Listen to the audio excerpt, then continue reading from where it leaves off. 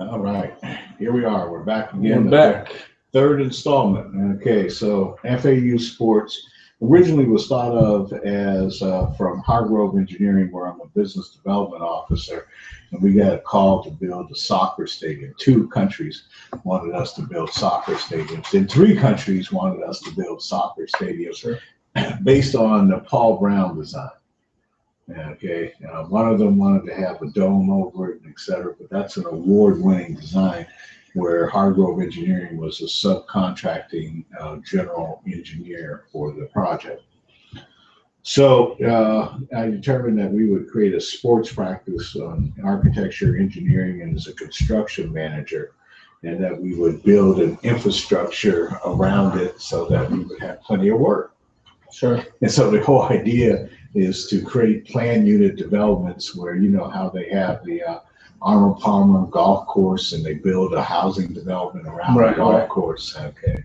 And before, of course, you know, we were hoping that, you know, Tiger Woods development shows he, I'm sure, but, you know, as that may not play out as the same way as he thinking as it played out because of where he is in his career.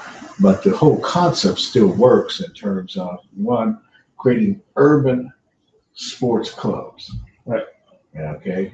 That's tied to a suburban golf course village, or like in Cincinnati, where you propose to the city who has an urban golf course, let us take the urban golf course as a public-private partnership and redevelop Paddock Hills and the golf course around it. Right. Okay. And let us unlock that value of assets that the majority of the citizens in the city, you know, how many golf courses do we own?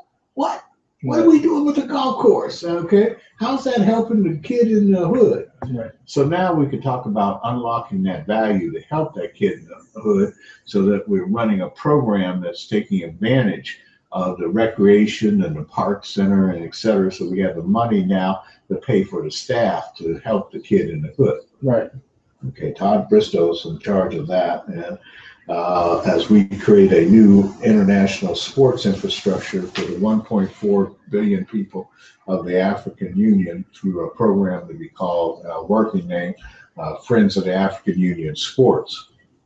Now, what I originally envisioned that on the for-profit side is to create sports channels. Okay, Raku and others to have, you know, you can have a micro channel for soccer, you can have a micro channel for gymnastics, you can have a micro channel. Okay, the difference is that what we're doing is on our whole network. Okay, where we're giving phone service so that we're erasing the digital divide. So we now can get, you've heard of the thing called the Obama phone?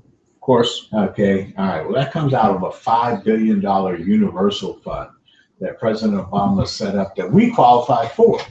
Now, they do not necessarily limit you to what you're given. And like for us, you'll be on a system where you'll have unlimited capability of calling on 3G speeds. Now, you want 4G, then you got to pay more money. You want ultra high definition, you got to pay more money. But this way, we can make sure that everybody gets in, and those sports people then have special channels. Okay, because those who want to watch a pay-per-view sports channels with at least 20 million subscribers by 2030 from a market of 1.4 billion people of the African Union with a focus on football, soccer, international. Yep. Okay, but domestic, we ain't going to forget domestic because we're going to create our own, you know, what is it? There's 12 NFL teams. Okay, all right. 12. There's going to be 2 expansions. 32. Huh? It's 32 NFL teams right now. Is there 32? Mm-hmm. Now, see, anybody who says this says, hey, man, you know, I don't know anything. He and his crew is the professionals. Me, I don't know. Okay. There might even be more that I know. But the whole idea is to go below the NFL level. Okay. To work. Now that is yet to be worked out. That's why we're focused on soccer. Right. Okay, especially with the recent troubles that soccer has in the international market. why we're concentrating here, and especially as our women's soccer team just beats up. Well, women's soccer team as well as the MLS, more and more people are investing in the United States local teams. So talk to me about this.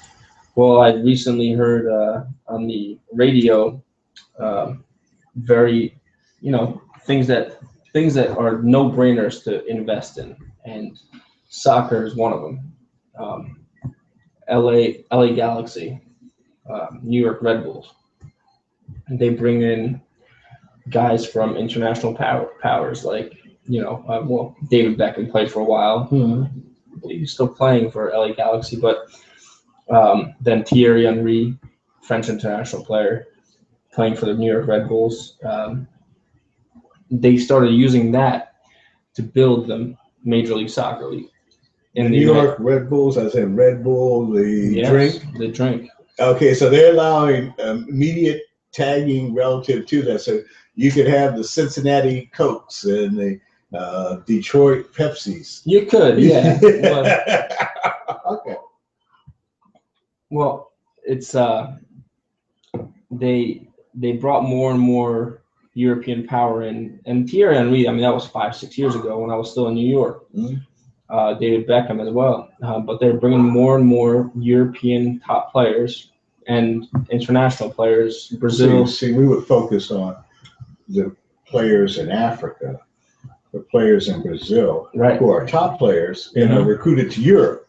Okay, which is pissing off a lot of. The whole point is that the MLS, being the organization they are, someone that I haven't been following it enough to actually speak to it very highly, other than what I've heard, especially most recently. Just about 2 weeks ago, I heard on the radio that the MLS, Major League Soccer, now players. When I was trying to get to MLS 6-7 years ago, average salary was $32,000. Now it's $95,000.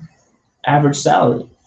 The guys they bring in that are superstars, they pay $1 million. Yeah.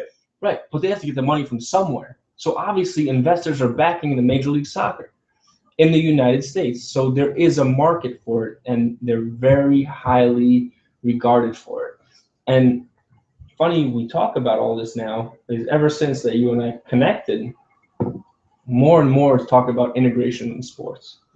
And that's what the conversation was about on the radio, public radio. It was one of the major radio stations I was listening to, The Herd. The Herd is a huge public radio station that on AM radio that every major sports fan listens to, and they mostly talk about those popular sports: football, baseball, basketball. But they were talking about Major League Soccer and why it's really smart to invest in it right now, because they're going public. It's going to be stock. It's going to be much higher because of everything you're doing with integration in sports. Interesting. That was just about 2 weeks. That was just 2 weeks ago. So, well, we're into that learning moment in America because of South Carolina. We want to take care of doing this. Our plan is to do sports based on planned unit developments in at least 100 cities and 50 states around the world by 2030. It is to be STEM sports oriented with global education program based on the work done in Ohio, California, Nevada, and other states. So the organization is, me as the FAU chairman appoints the FAU sports chairman. The FAU sports chairman oversees a board that includes the FAU sports first vice chairman, second vice chairman, treasurer, sports commissioner, sports director of operations, sports education superintendent, leagues director, collegiate director, sports athletes, and sports facilities. And are all those positions appointed already? No. The one that we had for the sports commissioner comes out of Brazil, and he is accepted. And he's one of those name people that you have. assuming that he's still alive when we're doing this, okay, because he's old. Okay. Talking about Muhammad Ali? Huh? No. Talking about another global name. Okay. Bigger. Huh? Yeah. Okay. All right. But he's going to cost at least $2 million a year. Okay. But in terms of working out that deal, okay, I worked that out previously, and the people who I didn't have y'all in, I can only do so much. Then I had my fourth and fifth heart attack, and I was on the delayed. Then I had my seventh heart surgery last year, and so we got delayed. But we're here now in terms of talking about this because of the three nations of the architecture, engineering, and construction management. And because one of the partners in the development of that process, Stanley Washington, has people who are interested in that from the betting aspects of this. Right. Remember, I asked you from that beginning. And so one of the things that we're doing with the sports is we're a for-profit business. Okay. And, we say to the athletes that want to compete in an Olympic process that on that amateur status, great. Okay, but now they've also given a process where that Major League Baseball, not so much, I don't think, but definitely Major League Basketball, NBA, players, top-ranked players in America are playing on the NBA, but they're also playing on the Olympic team. Right. Okay, so there is a process. Which technically is, by the definition of Olympic sports, not really supposed to be a paid athlete playing for those teams. That's where we come with the lawyers relative to this. But the whole idea on this is a project labor agreement that shares the wealth. And what I'm going to use is the NBA negotiations now being carried on by the National Basketball Association Players Association and their new lawyer leader. And because the NBA is already a partner with the United Methodist Church for Nothing But Nets, they end malaria. So we can get that access relative to that and how we shape this. But our low-hanging fruit is what we said is to create the social media infrastructure relative to everything that we've just talked about. So to that, what I'm showing you here, this is the Ad Council, and each year they publish this that tells you what themes that they're running. All those, did you see all those PSAs on TV? At the end says the Ad Council. This is that. This is where this comes from. Okay. Right. So we're going to create one, that ties into all those subject themes. Sure. That talks about sports. So that means that we can then use all those materials that ties into is in our packet. Okay. And so we're also going to create for sports a like one. Nice. This makes a lot of sense. And you got Super Bowl Sunday. Buzzed driving prevention. This is for health, obviously. So, but you see, some is education. So what you have right here. But why don't you read off what the themes are? So the campaign: adoption from foster care, autism awareness, bullying prevention, buzzed driving prevention, caregiver assistance. So let's take the bullying prevention. Sure. All right. So, we have a special focus of that on athletes to help prevent bullying. Right. If you see as an athlete and you are one of our athletes, you're mandated to help the kid being bullied. Right. No matter whether they're an athlete or not. You're supposed to stop your bullying, and then you're supposed to be an advocate for help stopping bullying. So that gives us our tie into that. Go ahead. Absolutely. Child passenger safety, children's oral health, community engagement, dating abuse prevention. That could also tie into Yeah, athletics. all those tie into, so all this list, things. So that's what I want you all to think about. Okay. Okay, about that list. And so all that is, the Ad Council USA, PSA Central.org, PSACentral.org. Okay. And so that lets us tie into all that. And like I said, right now, we have coming up in August, in July, we have Independence Day happening tomorrow, which is why we're taping these, okay? Yep. But August 6th, which isn't on here, is the voting rights, okay? And so from what we're doing tomorrow to August 6th, okay, remember I said the 31st of July and the 1st and et cetera? Right. All right, so it starts at National Night Out. I think they have that on here. No, they don't. Okay. It's on the other side then. No, it's in July, so they don't have it. Okay, it hasn't made it to the ad council yet.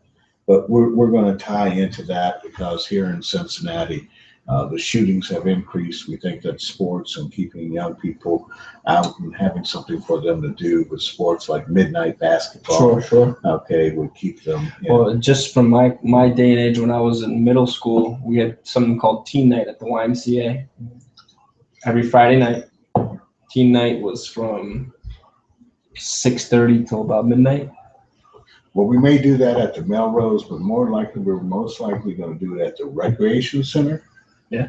Or Madisonville Recreation Center, more than likely. Okay, because that's the center point for us as my brother's keeper. I remember those times too as a kid. I mean, it was everyone from my middle school that can make it. They went with their friends, whatever their reasoning was to come.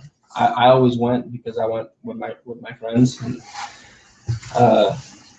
it kept kids out of trouble for the times that they did it. I think they discontinued it. I don't know why, but. All right, so Plan Cincinnati. Okay, that's what we're doing. We're redoing Plan Cincinnati with a focus on Cincinnati.